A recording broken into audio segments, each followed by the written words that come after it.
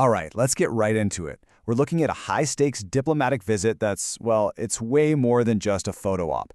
Indian Prime Minister Narendra Modi is heading to Israel, and the timing couldn't be more critical.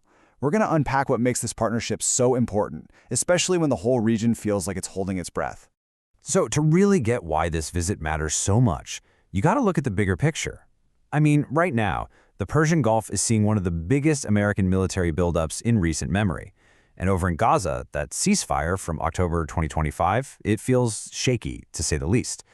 The entire region is just this complex web of new tensions and alliances that are constantly shifting. And that's the big question, right? Why now? Well, Prime Minister Modi's trip from February 25th to the 26th, 2026 is what's called a standalone visit. And this part is absolutely key. It means he's going just to Israel. No side trip to meet with the Palestinian Authority, and that sends a huge message. It's all part of India's de-hyphenation policy. Basically, they're saying, our relationship with Israel stands on its own, period. Okay, so to really understand what's holding this whole thing together, we need to talk about its foundation.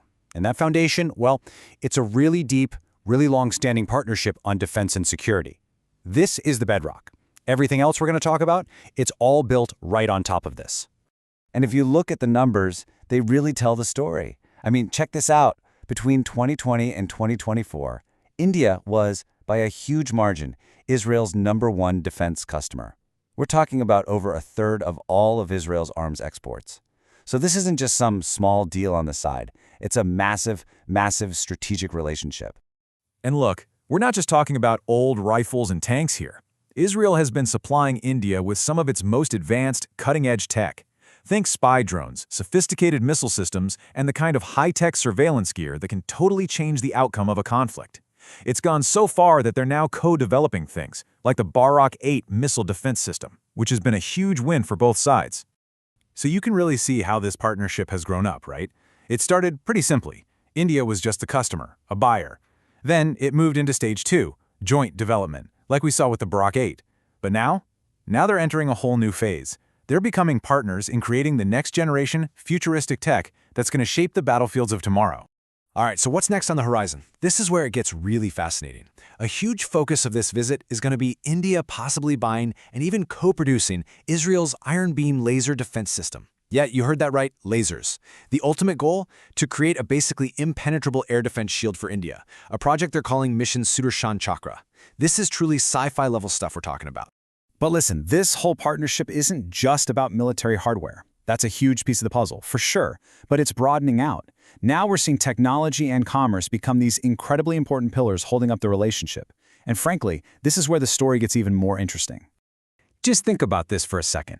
There are more than 35 Israeli-backed centers of excellence spread all across India. And what do? They're all about bringing Israel's amazing innovations in things like agriculture and water tech to India.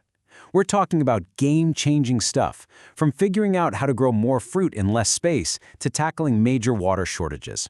It's like this quiet but powerful revolution happening right on the ground. And of course, you have to follow the money. Defense gets all the headlines, but the trade between these two is no joke. Last fiscal year alone, it hit $3.75 billion. That makes India Israel's #2 trading partner in all of Asia. That's a big deal. What's really cool, though, is seeing how that trade is evolving. It wasn't that long ago that it was mostly about traditional things, diamonds, chemicals. But now, it's shifting fast. It's moving into these really high-value areas. We're talking electronics, cutting-edge tech, and super advanced medical gear. And this kind of shift doesn't just happen by accident. Nope. It's being driven by some serious agreements. They just signed a big bilateral investment deal back in September 2025, and right now they're hashing out a full-blown free trade agreement. They are literally systematically tearing down the walls to make their economies closer. Okay, so let's pull back a bit. We've been looking at the one-on-one relationship, but now let's zoom out to the big, global picture. Because there's this massive project on the table that could completely rewrite the map for trade, not just for them, but for a huge part of the world. It's called IMEC. That stands for the India, Middle East, Europe Economic Corridor. And listen, this isn't just about building a new road or laying down some train tracks. This is a super ambitious plan for a whole intercontinental network, a new Silk Road, if you will, to create a shorter, faster, and much safer route for stuff to get from India all the way to Europe. So, how does this stack up against what we have now? Well, today, most stuff goes through the Suez Canal. But as we've seen, that route can be really vulnerable to conflict and all kinds of disruptions. IMEC, on the other hand, is designed to be a secure alternative. It cleverly bypasses all those tricky choke points. A shorter, more efficient path for global trade? Yeah, that is a total game changer, strategically speaking.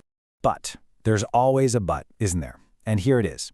This whole grand vision, this amazing project, it all depends on one thing: stability in the region. Without a real, lasting peace in Gaza, a project this huge just isn't going anywhere. It's that simple. Geopolitics is the massive roadblock standing in the way of making IMEC a reality.